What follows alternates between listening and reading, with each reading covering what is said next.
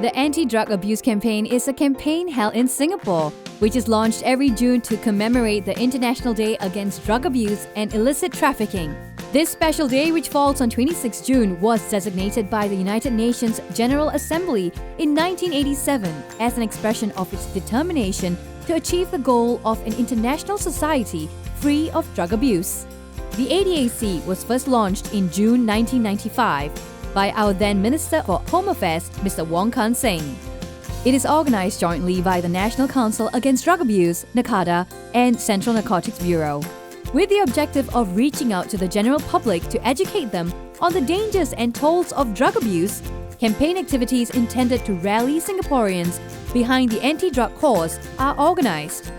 One critical consideration is the participation of the community. By bringing youths and influencers such as parents, educators, and community leaders together, we can achieve greater success and support for ADAC's initiatives and purposes.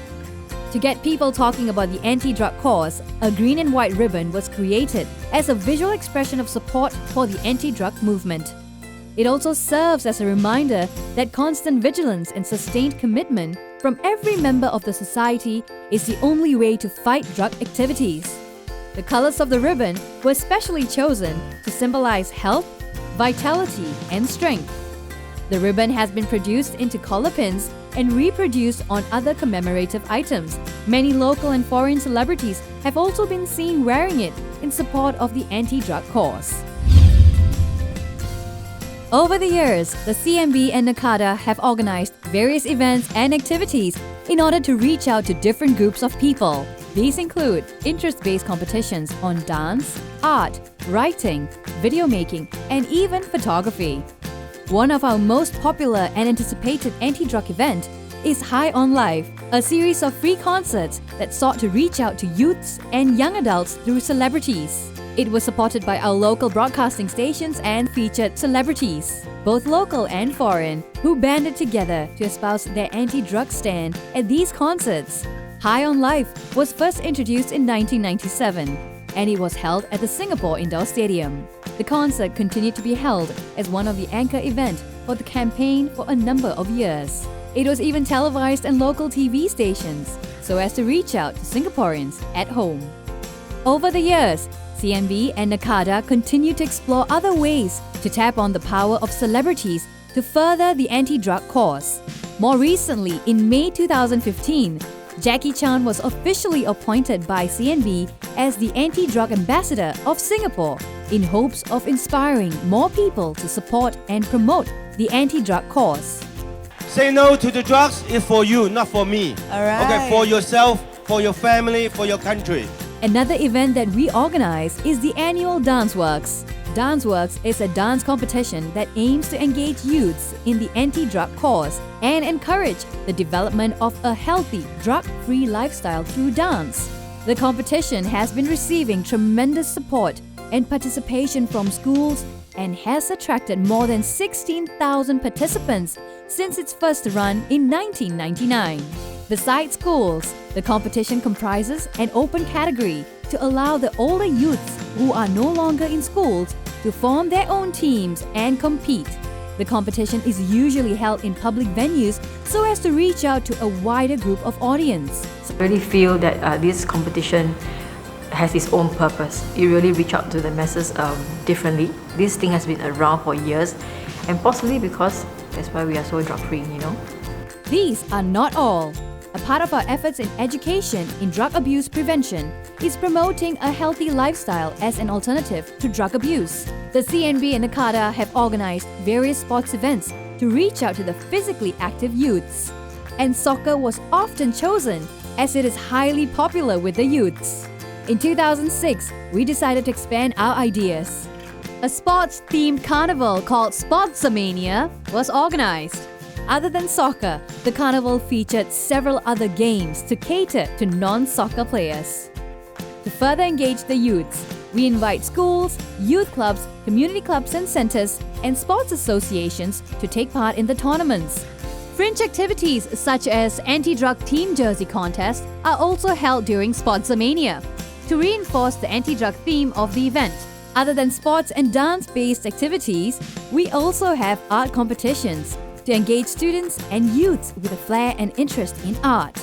Organized around an anti-drug theme, participants are required to incorporate the theme into their artwork, and this forms part of the judging criteria. To reach out to more people with the anti-drug message, the winning artworks are also put on display at various public venues for the public to view. The CNB and NACADA also recognize the importance of involving youths in the development of activities and empowering them by letting them decide how the anti-drug abuse campaign should be run. All over the world, we know that drug traffickers are targeting youth, even in Singapore.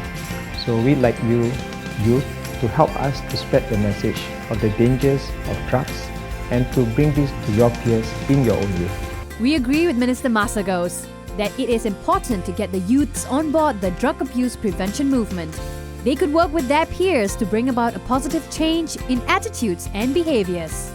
Partnering educational institutions is one way in which we can get youths to come on board to share their ideas on how anti-drug campaigns should be run. Singapore Polytechnic is one of the many important partners, and we have worked with them on many occasions to develop and conceptualize the campaign. As an educator and a parent, I think it's important to get students and youth to be involved in anti-drug projects. My students play important roles, encouraging their peers to take stands against drugs, explain to them the danger of drug abuse, and guarding themselves against drugs.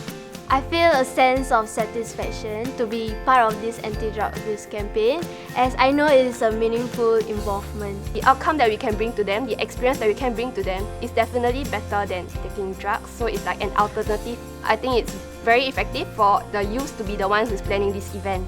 Through anti-drug campaigns, youths will get to know more about the detrimental effects of drugs, which will dissuade them from drugs.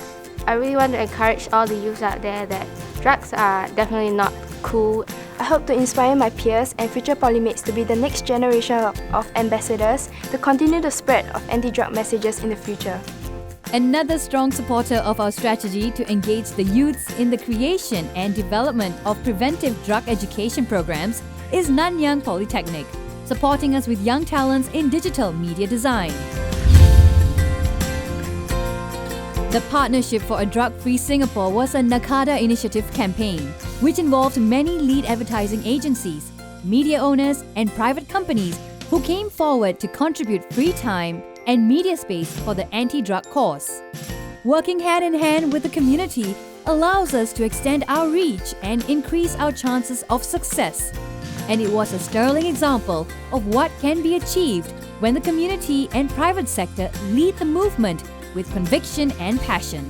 The Clubs Against Drugs (CAD) campaign is another NACADA-led initiative, which was first started in 2000.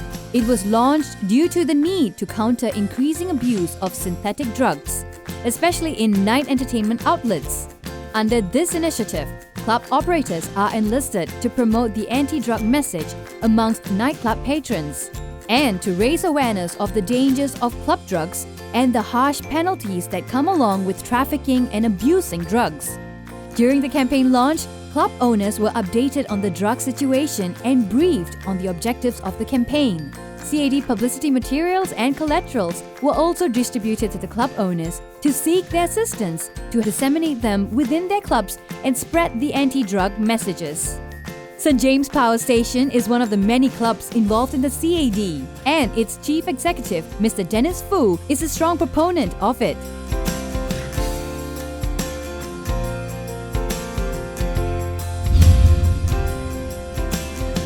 To connect to the entire community, we extend our reach beyond the youths to educators and parents as well, who are the strongest anti-drug influencers.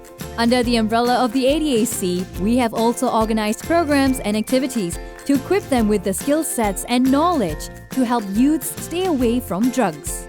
Keeping Singapore drug-free is not an easy task, and certainly not a task to be accomplished by the authorities alone. We have benefited tremendously from the tireless efforts and contributions of many individuals and partners over the years. They have helped to raise awareness of the anti-drug cause and reach minds. It is important that this concerted effort and partnership with the community continues. We hope to see more individuals, especially the youths, come on board to champion the anti-drug cause. Together, we can ensure that our home continues to remain safe and drug-free for ourselves and our future generations. Say no to drugs!